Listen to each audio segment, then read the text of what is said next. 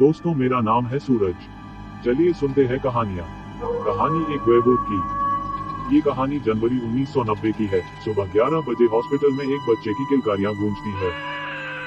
माता पिता बहुत खुश होते हैं। पूरे गांव में मिठाइयां बांटी जाती है। बात तो खुशी की थी ही। पूरे 11 सालों बाद जो घर में खुशियां आई थी। बच्चे का नामकरण होता है और नाम रखा जाता है मानव। मानव बहुत सीधे और सरल स्वभाव का लड़का था। साल बीतने लगते हैं। मानव जब 19 साल का होता है तो दोस्तों के साथ नहाने के लिए घर से थोड़ी दूरी पर एक नदी होती है, बाईपास, वहां चले जाता है। अक्सर उस जगह पर लड़के स्कूल बंक मारकर चले जाया करते थे। उस जगह को लड़के सरकारी स्विमिंग पूल भी कहते थे। वैसे बाईपास बहुत ही खूबसूरत जगह थी और गर्मियों के दिनों में किसी स्वर्ग से कम नहीं थी। लेकिन वहां के बारे में आसपास के बुजुर्ग कहते थे कि वो जगह शापित है। वहां शापित भेड़िए रहते हैं जिनका अंत कभी नहीं हो सकता। लेकिन आप तो जानते ही हैं कि आजकल की पीढ़ी कहाँ इन सब चीजों में विश्वास करती है। मानव की संगत भी कुछ ठीक लड़कों से नहीं थी। उसकी दोस्ती सुमित, नरेंद्र और मनोज के साथ थी। सबके सब शराबी और बीड़ीबाजी में नंबर 1, और अब मानव भी उन्हीं में से एक था। चारों एक साथ ही नहाने के लिए निकल गए थे। नदी में नहाते और हर 5 मिनट बाद बीड़ी फूंकते। गर्मी की वजह से उनको टाइम का पता ही नहीं चला। हल्का हल्का अंधेरा हो चुका था। मानव बोला, सालों घर नहीं जाना है क्या? अंधेरा हो गया है। सुमित और नरेंद्र बोलते हैं, अभी रुक यार, चल रहे हैं, गर्मी हो रही है, घर में भी क्या ही करेगा। तभी जंगल से भेड़ियों के चिल्लाने की आवाज आने लगती है। मानव बोलता है, तुम लोग आते रहना, मैं तो जा रहा हूँ। घर वाले गुस्सा करेंगे यार, बहुत ज्यादा देर हो गई है। और बाइक स्टार्ट करके बाईपास नदी के बगल से लगे हुए शॉर्टकट रास्ते से घर की तरफ जाने लगता है। थोड़ी ही दूर पहुंचा होता है कि तभी उसकी चिल्लाने की आवाज आती है। तभी मनोज बोलता है, अरे ये तो मानव की आवाज है। मनोज, सुमित और नरेंद्र दौड़ते हुए वहां पर जाते और देखते हैं कि मानव खून से लथपथ जमीन में अधमरा पड़ा हुआ है और कराह रहा है। तीनों उसे जैसे तैसे हॉस्पिटल पहुंचाते हैं और उसका इलाज होता है। लेकिन उसके अगले दिन तक मानव बिल्कुल ठीक हो जाता है। उसके सारे के सारे जख्म बिल्कुल ठीक हो गए थे। ये सब देखकर सुमित, नरेंद्र और मनोज हैरान थे और आपस में बात करने लगे कि आखिर ये कैसे हो सकता है, कल ही तो ये अधमरा पड़ा था। इस बात को कुछ दिन बीत जाते हैं और तीनों ये बात भूल जाते हैं। फिर आती है पूर्णिमा की रात। उस दिन मानव बहुत खुश था, जैसे न जाने उसे क्या ही मिल गया हो। मानव वैसे अपने गांव में सबसे कमजोर था, लेकिन उस दिन उसे लगा कि मानो आज वो किसी को भी मसल सकता है। हुआ भी कुछ ऐसा ही। उसकी बचपन से ही एक गांव के लड़के के साथ पहले से लड़ाई थी और उस दिन वो लड़का उसको पता नहीं कैसे दिखाई दे गया। फिर क्या था, उसने उस लड़के को इतने चांटे मारे, मार मार कर उसे अधमरा कर दिया। वो तो मनोज घर का सामान लेकर दुकान से लौट रहा था, तब उसने उन दोनों को छुड़ाया। तब जाकर मानव ने उसको छोड़ा। फिर जब मनोज ने ये बात सुमित और नरेंद्र को बताई तो दोनों ने इस बात पर विश्वास नहीं किया और बोले, मानव में इतना दम कहाँ।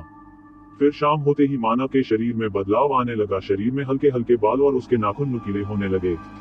वो अपने कमरे में चला गया और सोने की कोशिश करने लगा। लेकिन बदलाव और भी ज्यादा होने लगा। उसका मन उसी जंगल की तरफ जाने को करने लगा। तभी भेड़ियों की चिल्लाने की आवाज आई और वो खुद को नहीं रोक पाया और सीधे पास वाले जंगल में चला गया। अब उसे भूख लगने लगी। हालांकि उसने खाना अभी ही खाया था, लेकिन ये भूख कुछ अलग थी और ये भूख थी खून की भूख। अब आसमान में चांद भी पूरा आ चुका था और मानव के शरीर में भी पूरी तरह बदलाव हो चुका था। अब वो पूरी तरह से भेड़िया बन चुका था। अब उसे मिटानी थी तो सिर्फ अपनी भूख, खून की भूख। उसने जंगल में ही 3-4 जानवरों का शिकार किया और भेड़ियों के साथ ही घूमने लगा। सुबह होने को थी, अब उसे इंसान के रूप में भी आना था। फिर थोड़ी ही देर बाद अचानक से मानव जंगल में ही बेहोश हो गया। इधर घर वाले परेशान थे कि मानव गया तो गया कहाँ। मानव के पिताजी उसके दोस्तों के घर जाकर पूछने लगे कि किसी ने मानव को देखा है क्या, लेकिन सबका जवाब एक ही था, नहीं, हमने नहीं देखा। इधर जब मानव को होश आया और वो क्या देखता है कि वो जंगल में पड़ा है। उसके नाखून और मुंह में मांस के टुकड़े चिपके हुए हैं। मानव डर जाता है और वो सोचने लगता है, कहीं उसने रात को किसी इंसान को तो नहीं मार दिया। नदी में नहाने के बाद और अपने पहने हुए कपड़े धोता है और वैसे ही गीले कपड़े पहनकर घर चले जाता है। घर पहुंचते ही सब पूछते हैं कि रात भर कहाँ था, तो वो कोई बहाना बनाकर उन्हें समझा देता है। शाम को मानव मनोज, नरेंद्र और सुमित के साथ शराब पीने के लिए जाता है। तीनों उससे पूछते हैं कहाँ था कल रात को। पहले तो वो उन्हें कुछ नहीं बताता, लेकिन जब शराब का नशा बढ़ जाता है तो नशे में बीड़ी पीते पीते उसके मुंह से बीती रात की सारी बातें निकल जाती है। लेकिन तीनों उसकी बात पर विश्वास नहीं करते। अब रात हो जाती है, चारों घर चले जाते हैं। रात को मानव की भूख बढ़ने लगती है। अब वो निकल जाता है अपने शिकार के लिए। इस बार शिकार कुछ अलग होता है। इंसान का शिकार। वो अपने गांव के ही पास जंगल के किनारे आदमी का शिकार कर देता है, जो अपने खेत में पानी लगा रहा होता है। मानव की भूख उस आदमी के शरीर के चिथड़े अलग कर देती है। सुबह पूरे गांव में हल्ला हो जाता है।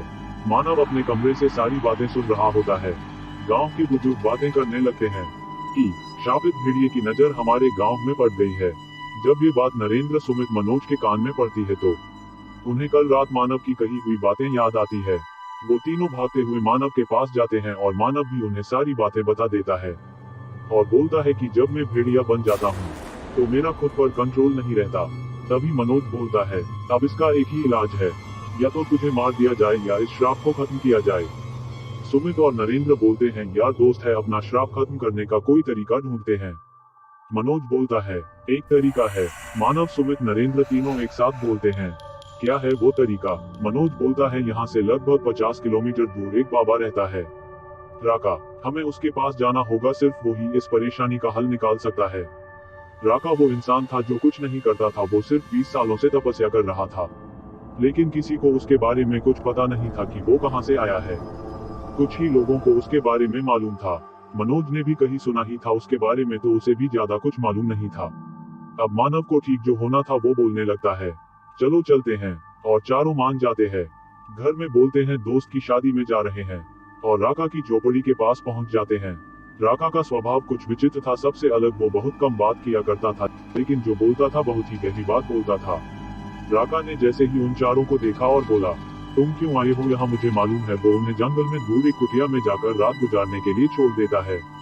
लेकिन मनोज, सुमित और नरेंद्र इस बात से अनजान थे कि आज रात उनके साथ क्या होने वाला है। रात होते ही मानव की खून की भूख बढ़ने लगती है। उसका ये अलग स्वभाव देखकर मनोज, सुमित और नरेंद्र डर जाते हैं और हड़बड़ी में वहां से भाग जाते हैं। लेकिन तब तक बहुत देर हो चुकी थी। मानव अब पूरी तरह भेड़िए में बदल चुका था। वो उस रात उन तीनों का शिकार करता है, और अगले दिन जब उठता है तो क्या देखता है कि वो तीनों बिल्कुल ठीक ठाक हैं। उन तीनों को रात का कुछ भी याद नहीं था, लेकिन वो ठीक नहीं थे, वो भी अब पूरी तरह बदल चुके थे। अब उन चारों का खुद पर कंट्रोल नहीं था। फिर क्या था, रात होती और चारों अपनी प्यास बुझाने निकल पड़ते। उन्होंने अपने आसपास के 3-4 गांव तबाह कर दिए। हर गांव में एक अलग ही खौफ था, लोग गांव छोड़कर जाने को मजबूर थे। उधर राका को जब ये सब पता चला तो वो उनकी खोज में निकल गया। उसने कुछ सामान अपने बैग में रखा और एक चांदी का खंजर लिया और उनकी खोज में निकल गया। इधर वो चारों रात होते ही बेखौफ शिकार पर निकल जाते। ऐसे ही दिन बीतते गए, लोगों में डर बढ़ता गया, गांव के गांव खाली होने लगे। तभी राका को एक दिन मनोज दिखाई देता है। पहले दोनों में बात होती है, लेकिन अचानक राका खंजर से मनोज के सीने में वार कर देता है। खंजर लगते ही मनोज के शरीर में आग लगने लगती है, और कुछ ही देर बाद वो राख में बदल जाता है। और जब मनोज वापस नहीं आता तो इधर सुमित और नरेंद्र, मानव उसको ढूंढने लगते हैं, लेकिन उसका कोई पता नहीं चलता। फिर रात में उन्हें एक भेड़िया मिलता है, जिसका शिकार मनोज, मानव, सुमित और नरेंद्र ने एक साथ किया था। वो भी अब एक भेड़िया बन चुका था। जिसने राका को मनोज को मारते हुए देखा था, वो सारी बात उन तीनों को बताता है। अब उनके मन में था तो सिर्फ गुस्सा, बहुत गुस्सा। दोस्तों, पार्ट 2 जल्दी ही अपलोड किया जाएगा। आपको कहानी कैसी लगी कमेंट्स में जरूर बताना, और ऐसी ही स्टोरीज के लिए चैनल को सब्सक्राइब करना मत भूलना।